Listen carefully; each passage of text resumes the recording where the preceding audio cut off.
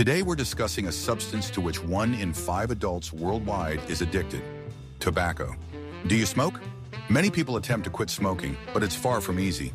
The nicotine in cigarette smoke causes powerful habitual addiction, so much so that it is classified as a drug medically. The World Health Organization (WHO) has also categorized tobacco as a drug. Although many countries legally classify it as a recreational product, tobacco is, in fact, a stronger drug than cannabis and has an addiction level comparable to opium. On top of that, it's a leading cause of various cancers, cardiovascular diseases, and brain disorders.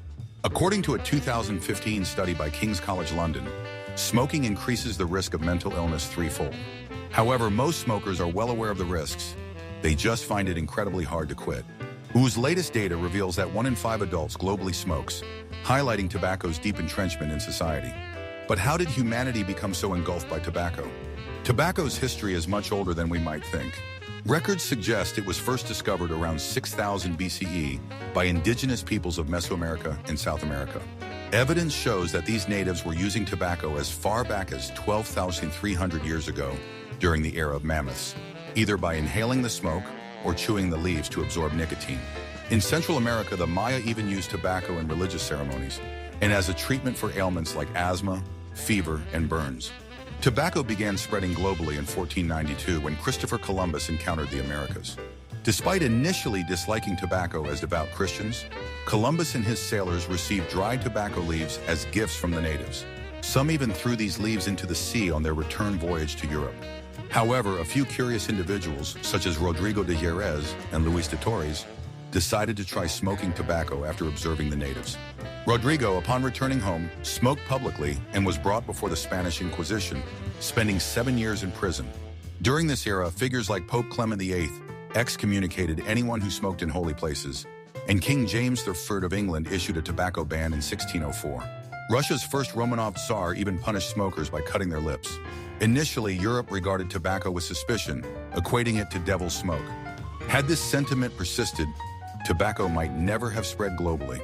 But as more sailors returned from the Americas with tobacco habits, smoking gained popularity in Spain and Portugal.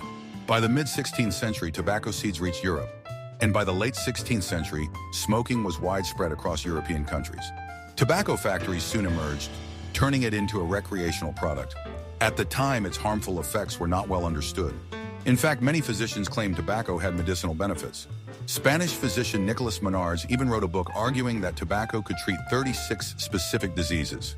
The tobacco boom truly began in 1612 when John Rolfe, a British settler in Virginia and husband of Pocahontas, successfully cultivated tobacco in Jamestown. Exporting it to England, Rolfe made a fortune, transforming Virginia from a struggling colony into a thriving one. However, relying solely on settlers for labor was insufficient, leading to the introduction of African slaves to work on tobacco plantations. This connection between tobacco and slavery became a dark chapter in history. By 1700, tobacco production was a major industry in Europe and its colonies. The late 19th century saw the invention of machines that automated cigarette production, significantly increasing supply and reducing prices.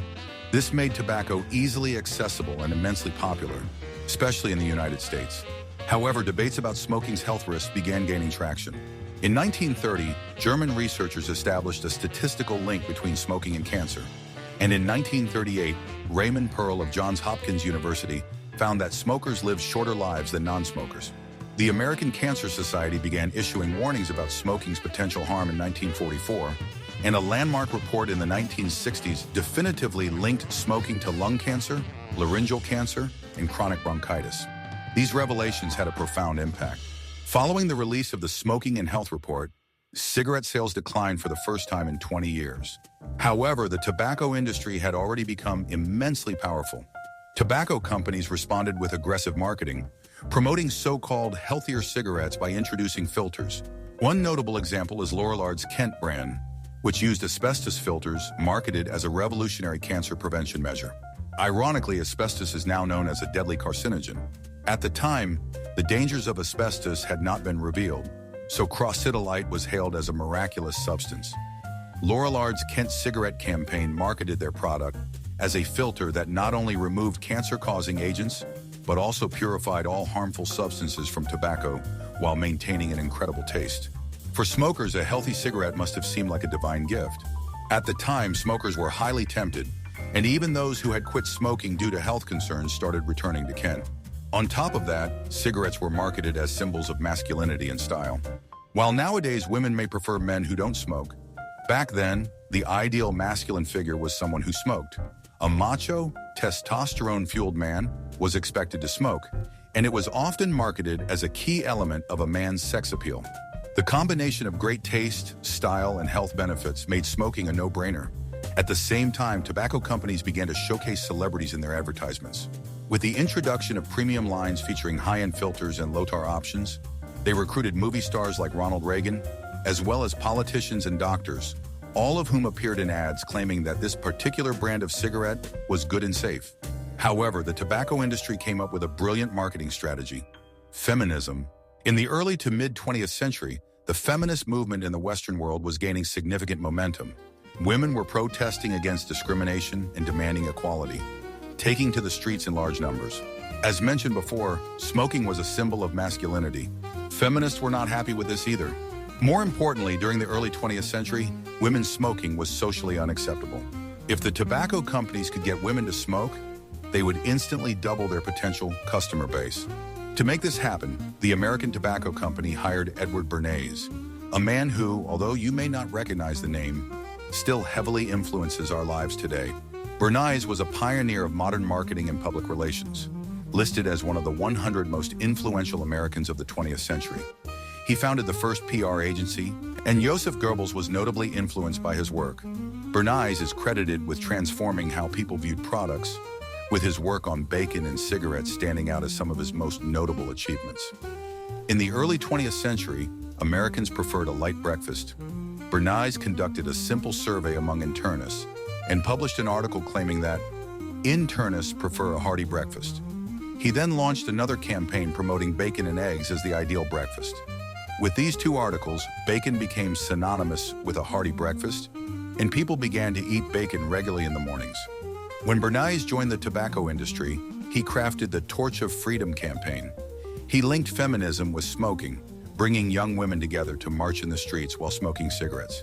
They chanted slogans like, "Give us the freedom to smoke."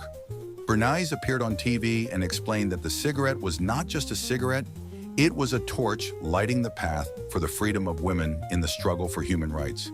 He even influenced the fashion industry, making the green color of cigarette packs popular to generate positive feelings toward the product. This marketing campaign was a massive success. The public easily fell for the tactics, and the tobacco industry experienced a resurgence. However, this boom didn't last long. The harsh working conditions in tobacco factories led to workers dying from cancer and other diseases, and the harmful effects of smoking became more widely understood, eventually becoming a major social issue. The growing number of addicted smokers became a problem, not just for the individuals, but also for the nation, which faced losses in labor productivity and Social Security costs. In 1965, the U.S. Congress mandated that health warnings be printed on cigarette packages, and in 1971, all tobacco-related TV ads were banned. By 1990, smoking was prohibited on buses and flights shorter than 6 hours. So what happened to American tobacco companies? They grew larger, expanding internationally. By applying the same marketing strategies in countries that didn't have laws like those in the US, tobacco sales soared.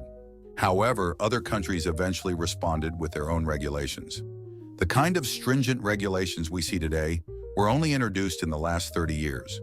According to the World Health Organization's report on global tobacco use trends, released on January 16, 2024, the global smoking rate has steadily decreased. In 2000, 1/3 of adults worldwide smoked, but now that number has dropped to 1/5. The report predicts that by 2025, the number of smokers worldwide will be reduced to 1.2 billion. However, a 2020 study published in the American Journal of Psychiatry revealed that while smoking rates in the US have declined slightly over the past decade, nicotine addiction has increased. This has led to the development of what's called the strengthening hypothesis, which argues that while fewer people smoke, those who are addicted to nicotine have become even more dependent. Nicotine addiction tends to be more severe among those who have smoked longer, are older, or are socioeconomically unstable. The takeaway here is clear: quit smoking. It is a dangerous addiction, and one-fifth of the global adult population is still trapped in the grips of tobacco addiction.